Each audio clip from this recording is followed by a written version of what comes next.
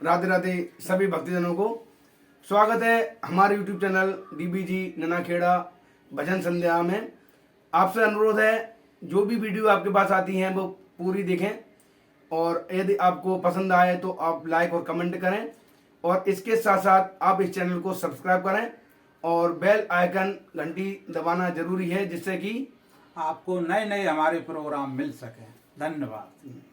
श्री सुखदेव जी महाराज उत्तरानंदन परीक्षित को कथा श्रवण करा रहे हैं।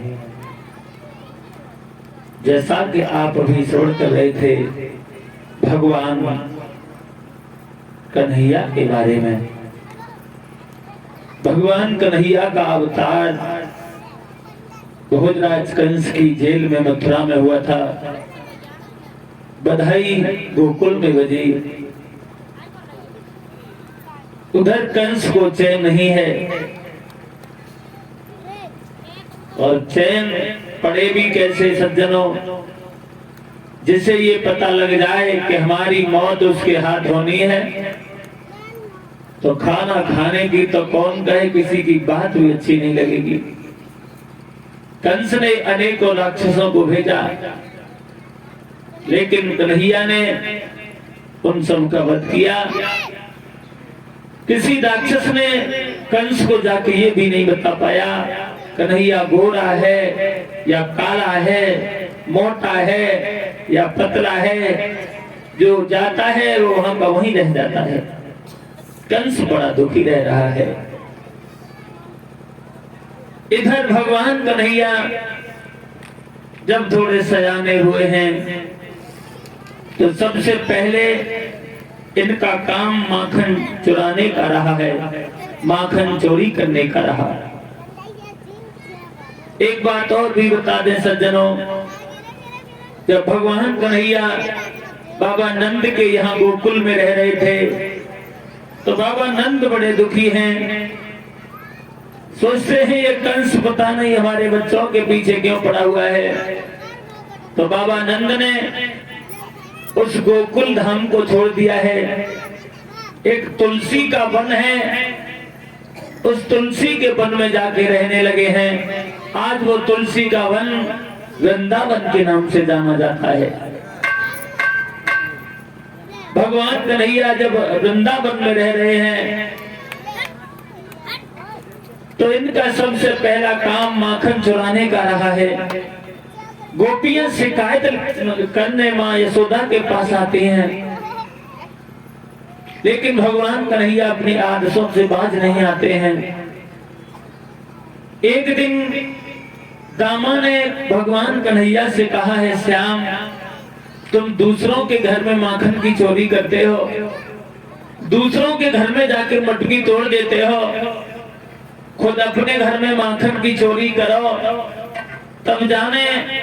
और दूसरी बात, अगर चोरी करना है तो पहले घर से चोरी करो, अगर चोरी बनना है तो पहले घर से चोर बनो तब बाहर करो। और ये ध्यान रखना, अगर कोई चोर होता है तो पहले घर से ही स्टार्टिंग करता है। इसलिए माता पिता का धर्म बनता है कि अपने बच्चे पे ध्यान रखे। कन्हैया बोले कोई बात नहीं है, यशोदा मैया घर में भी नहीं है, चलो आज घर में ही चोरी करते हैं। तो भगवान श्याम अपने सभी ग्वालों को साथ में लेके यशोदा मैया के घर में घुस जाते हैं। और जब यशोदा मैया के घर में घुस गए हैं, माखन की मटकी उतार के नीचे रख ली है, कुछ खा रहे हैं कुछ फैला रहे हैं। मटकी तोड़ दी। तब तक क्या हुआ है सज्जनों, श्री सुखदेव जी महाराज समझा रहे हैं, यशोदा मैया आ जाती हैं। कन्हैया को पकड़ लिया और कहा, श्याम जब गोपी शिकायत लेके आती थी तो हम झूठ मानते थे कि ये गोपी हमारे कन्हैया को वैसे ही बदनाम कर रही हैं, लेकिन आज समझ में आया कि तुम तो वास्तव में चोर हो गए हो, माखन खा रहे हो, कोई बात नहीं, उसे फैला भी रहे हो, मटकी तोड़ रहे हो। कन्हैया ये तुम्हारी आदत अच्छी नहीं है। तो भगवान कन्हैया आज अपनी माँ से कहते हैं, मैया तो मैंने ही मालूम है। और बोले हैं श्याम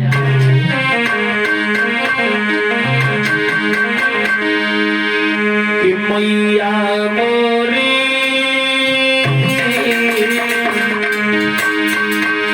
बोले हैं भगवान कन्हैया कि मैया मोरी मैं नहीं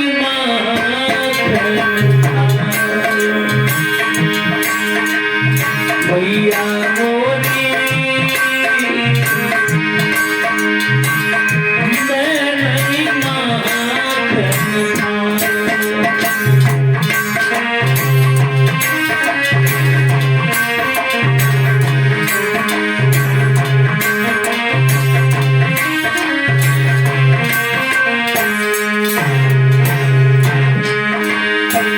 बोले हैं भगवान कन्हैया मैया मैंने माखन नहीं खाया है। आवाज थोड़ी कम। अरे घोर भयो गौवन के पास मधुबन होई पठान।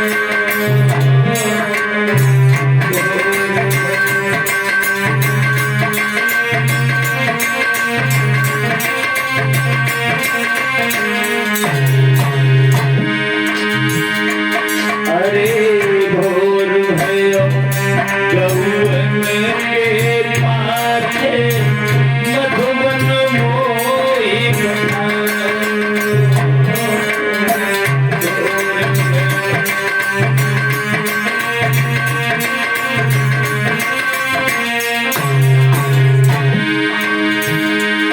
अरे हाथी ललमुटिया कांधे कन्हैया, हाथी ललमुटिया कांधे कन्हैया,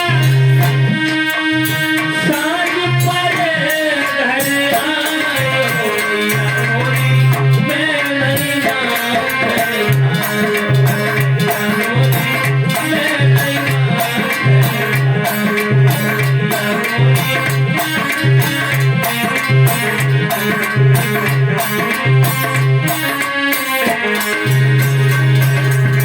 भगवान कहने लगे मैया मैंने माखन नहीं खाया। यशोदा कहने लगी कन्हैया तूने माखन नहीं खाया। तो एक बात बता ये तेरे गाल पे माखन कहाँ से लगा है? तो भगवान बोले मैया हमने दंत की मटकी देखी और उस मटकी में चींटियां पड़ी हुई थी और उन चींटियों को हमने अपने हाथ से निकाला और जब हमने अपने हाथ से उन चींटियों को निकाला तो हमारे हाथ उस दही में लग गए, गाल पर खुजली लगी, हमने खुजा दिया है, इसलिए तुम्हें लग रहा है कि हमने माखन खाया है। यशोदा कहने लगी कन्हैया ये मटकी किसने तोड़ी? तो भगवान कन्हैया बोले हैं मैया तुम बड़ी सीधी सादी हो, जान नहीं पाती हो, हम तुम्हें बताएं ये मटकी किसने तोड़ी है? किसने तोड़ी है? तो बोले हैं श्याम तुम्हें नहीं मालूम कि मैया घर में कजरी बिल्ली और बेहद कोली मचाती है।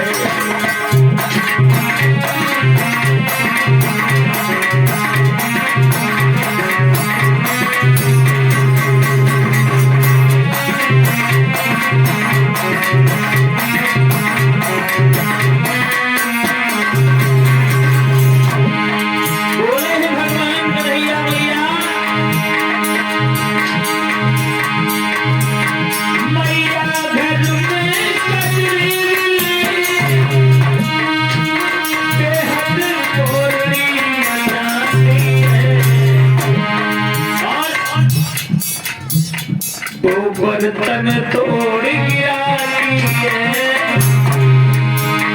वो बर्तन तोड़ गिराती है,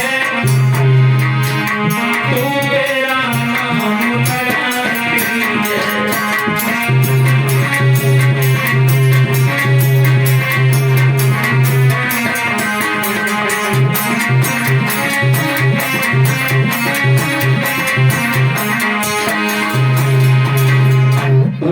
कन्हैया कहते हैं मैया अपने घर में एक बिल्ली रहती है ना, वो बिल्ली मटकी तोड़ देती है और तुम मेरा नाम लगाती हो। माँ तुम सीधी सादी हो, जान नहीं पाती हो।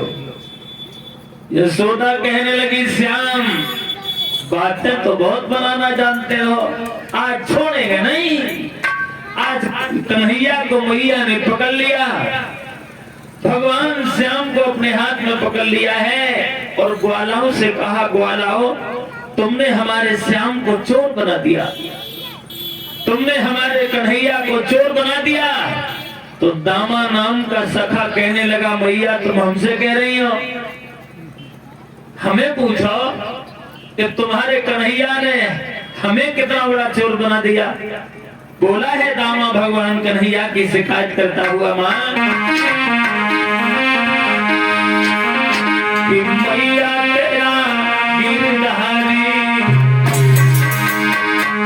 आज दामा भगवान कन्हैया की शिकायत करता हुआ बोला है कि मैया तेरा गिरधारी और नित चोरी करता है।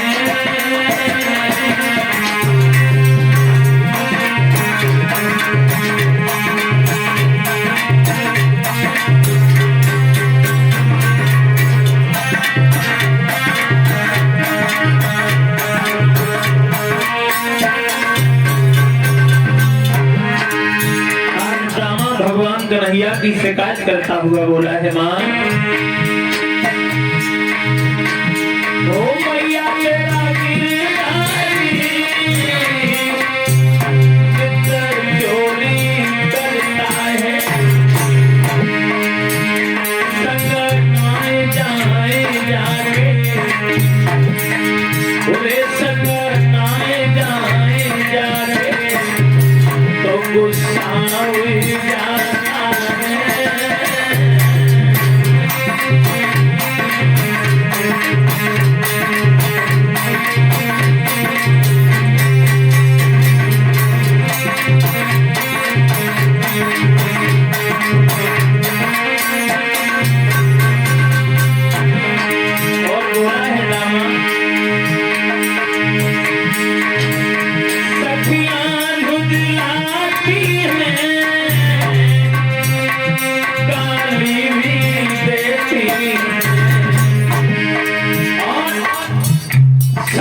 पकड़े जाए जाके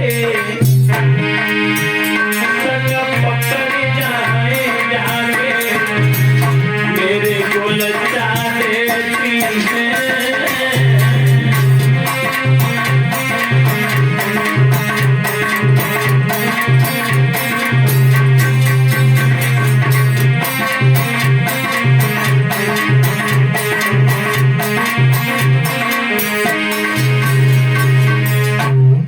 भगवान कन्हैया की शिकायत करता हुआ दामा बोला है आज माँ ने कन्हैया को पकड़ लिया, कहा छोड़ेंगे नहीं, आज तुझे बांध के ही रहेंगे। आज यशोदा मैया भाग के गई हैं और एक रस्सी उठा लाई और जब रस्सी ले आई है माता बहनों तो भगवान श्याम को उखल से बांधने लगी हैं। और जब उखल से बांधने लगी, किसे बांध रही हैं? जिसने पूरे ब्रह्मांड को बांध दिया है उसे आज माँ यशोदा बांध रही हैं। लेकिन वो रस्सी 2 अंगुल छोटी पड़ गई। कितने अंगुल? 2 अंगुल। भाग के गई, दूसरी ले आई, गांठ लगाई, फिर बांधा, फिर भी रस्सी 2 अंगुल छोटी पड़ गई। भाग के गई, तीसरी ले आई, भगवान की ऐसी माया, वो रस्सी फिर 2 अंगुल छोटी पड़ गई।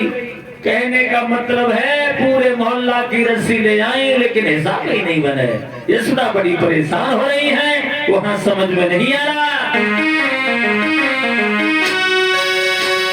कि वो रस्सी घटती जाती है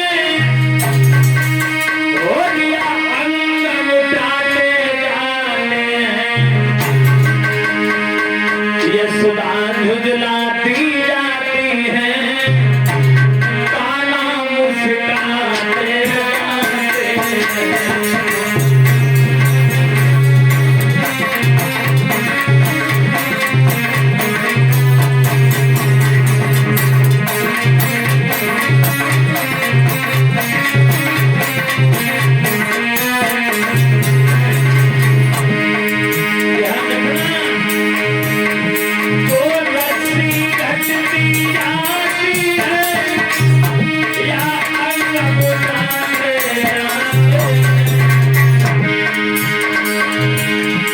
यशोदा दुलाती जाती है,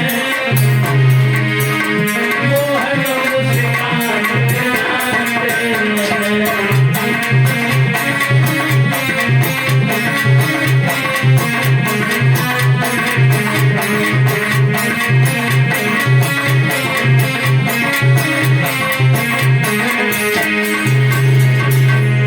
समझ में नहीं आ रहा है वो रस्सी कम पड़ जाती है या भगवान कन्हैया का शरीर मोटा हो जाता है। और जब भगवान ने देखा कि माँ यशोदा बड़ी परेशान हो गई हैं परीक्षित जी, तो भगवान कन्हैया ने सबसे छोटी वाली रस्सी उठाई और अपने माँ के हाथों में दे दी। कहा मैया लो इस रस्सी से हमें बांध दो।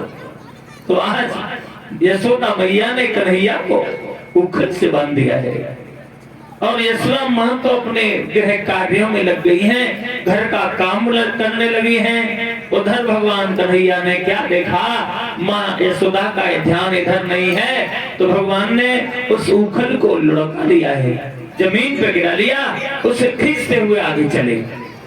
बाबा नंद के दरवाजे पे दो वृक्ष खड़े थे जिनका नाम है अमला अर्जुन। अमला अर्जुन नाम के दो वृक्ष थे। भगवान कन्हैया ने उस उखल को उन दोनों वृक्षों के बीच में जाके फंसा दिया है। थोड़ी सी ताकत लगाई तो वो वृक्ष दोनों टूट के जमीन पे गिर जाते हैं। और जब वृक्ष टूट के जमीन पे गिर गए, वहां दो पुरुष प्रकट हो गए। वो पुरुष कौन थे? प्रमाण ये मिला है ये दोनों नलकूबर और मणिग्रीव थे। ये दोनों कुबेर के लड़का थे, कुबेर के लड़का थे, बहुत पैसे वाले थे। लेकिन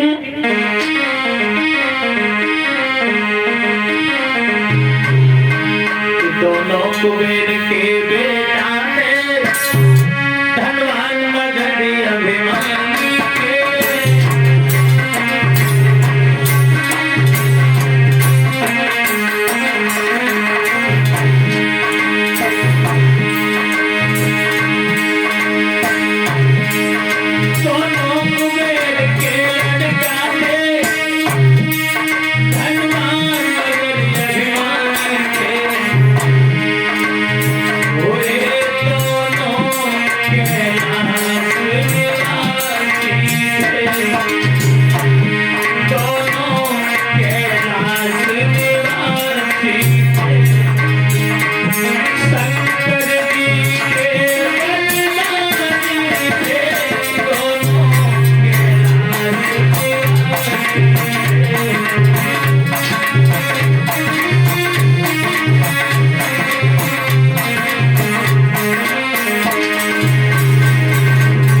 दोनों कुबेर के लड़का थे, लेकिन इन्हें घमंड बहुत था।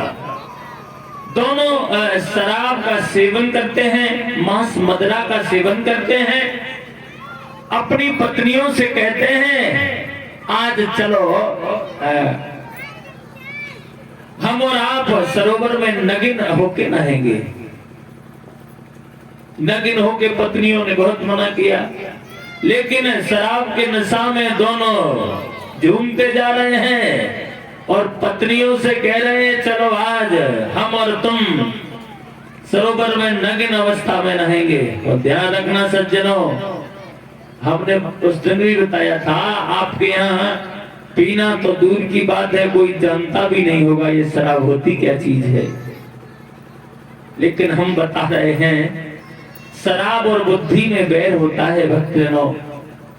जब तक शराब बाहर रहती है बुद्धि ठीक ठिकाने पे रहती है, और जब शराब अंदर गई तो बुद्धि बाहर, बुद्धि काम नहीं करती है। लेकिन आदत वाला आदमी आदत भूलता नहीं है। क्यों? इसको पीने से चेहरे पे रूहानी आए, इसको पीने से चेहरे पे रूहानी आए, इसे बूढ़ा भी पिए तो जवानी आए। एक विद्वान कह रहा है सुबह से लेकर शाम तक और दिन भर जो पीते हैं, अरे कोई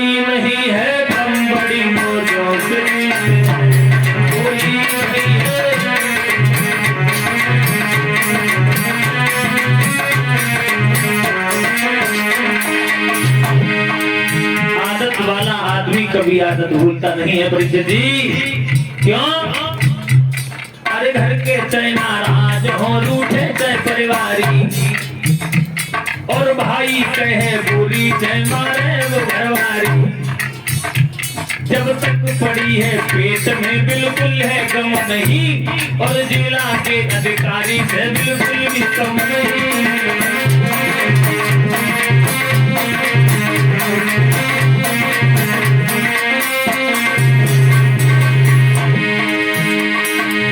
और एक बात बताएं,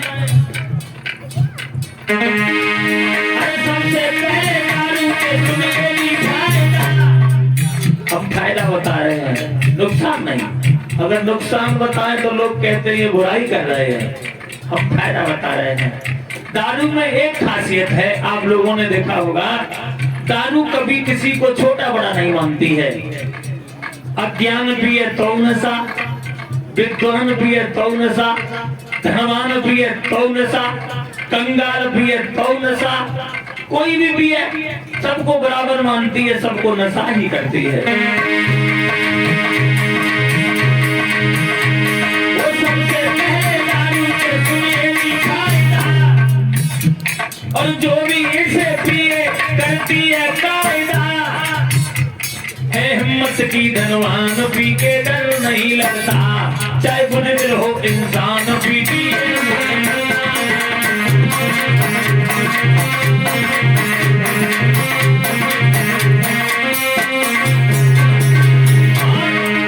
फायदा भी है परीक्षित जी, अगर तुम्हें अपनी लड़की की शादी करनी हो तो ये काम करो, क्या?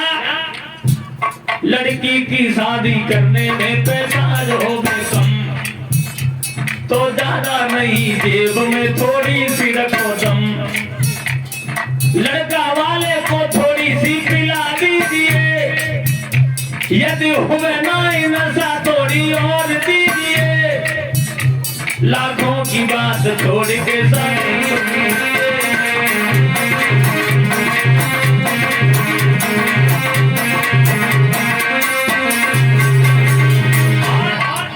एक बात का ध्यान रखना, आ जाए रिश्तेदार कभी द्वार पे अगर, तो कभी नहीं भूलना ठेका कि तुम डगर, सब्जी पूड़ियां तुम सब छोड़ो, उनके ठीक सामने बोतल को तुम खोलो, अरे धीरे धीरे दे दो वो पी जाएंगे, सो जाए बड़े चैन से खाएंगे।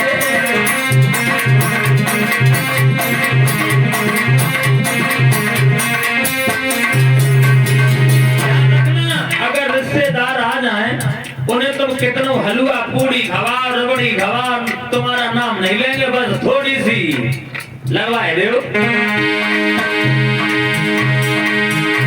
अरे धीरे धीरे दे दो वो पी जाएंगे, सो जाए बड़े चैन से खाना खाएंगे, अरे थोड़ी पिला दीजिए वो काम आएंगे।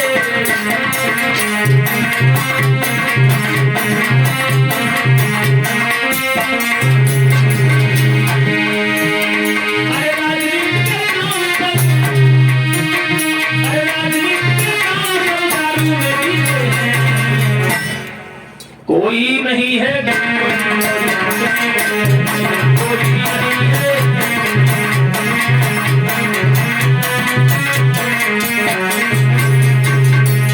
आज कुबेर के लड़कों ने अपनी पत्नियों से कहा, हम और तुम सरोवर में नग्न अवस्था में नहाएंगे। पत्नियों ने बहुत समझाया लेकिन वो दुष्ट नहीं माने, अपने हाथों से पत्नियों के कपड़े उतार दिए और सरोवर में जाके नग्न अवस्था में नहाने लगे हैं। और जब नग्न अवस्था में नहा रहे हैं, उसी सरोवर पे देवर्षि नारद का आना हुआ। नारद को देख के पत्नियों ने तो भाग भाग के कपड़े पहन लिए, लेकिन ये दोनों ऐसे के ऐसे खड़े रहे। तो देवर्षि नारद ने श्राप दे दिया, मूर्खो, आपने हमारा अपमान किया है, जाओ हम तुम्हें श्राप देते हैं कि तुम दोनों वृक्ष बन जाओ। और जब ये श्राप दिया कि तुम दोनों वृक्ष हो जाओ, तो दोनों रोने लगे, कहा भगवान हमें माफ करना, हम वृक्ष हो जाएंगे, भला हमारा उद्धार कैसे होगा। नारद कहने लगे रो नहीं, भगवान कन्हैया का जब अवतार होगा और वो भगवान श्याम जब उखल तुम्हारे बीच में फंसाएंगे तब तुम्हारा कल्याण होगा। तो भगवान कन्हैया ने जब उखल फंसाया, थोड़ी सी ताकत लगाई तो दोनों वृक्ष टूट के जमीन पर गिर गए।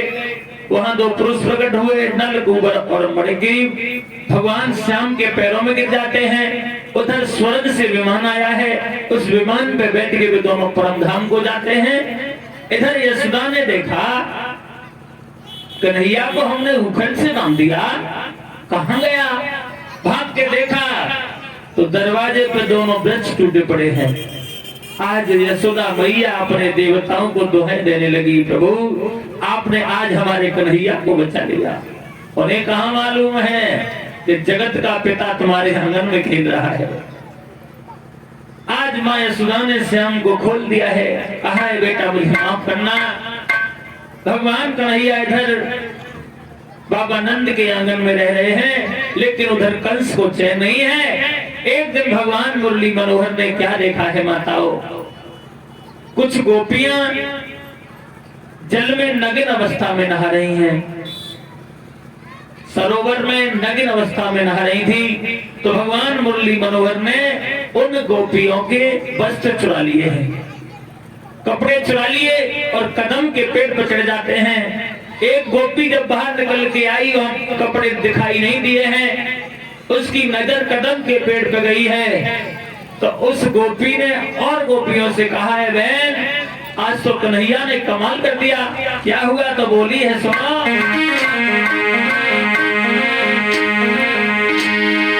कि मेरे श्याम ने चीर चुराए, डाली डाली दिए जान, डाली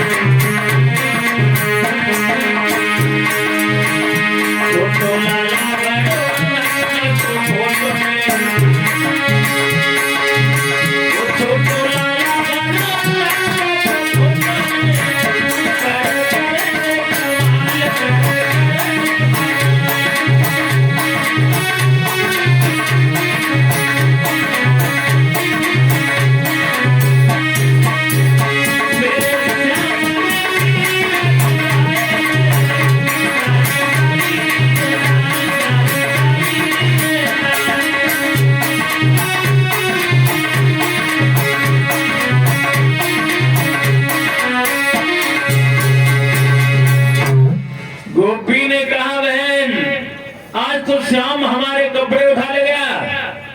गोपियां कहने लगी कन्हैया ये तुम्हारा काम अच्छा नहीं है, आज तक तो दूध माखन चुरा चुरा के खाते रहे, अब कपड़े चुराने का धंधा शुरू कर दिया। भगवान कहने लगे गोपियों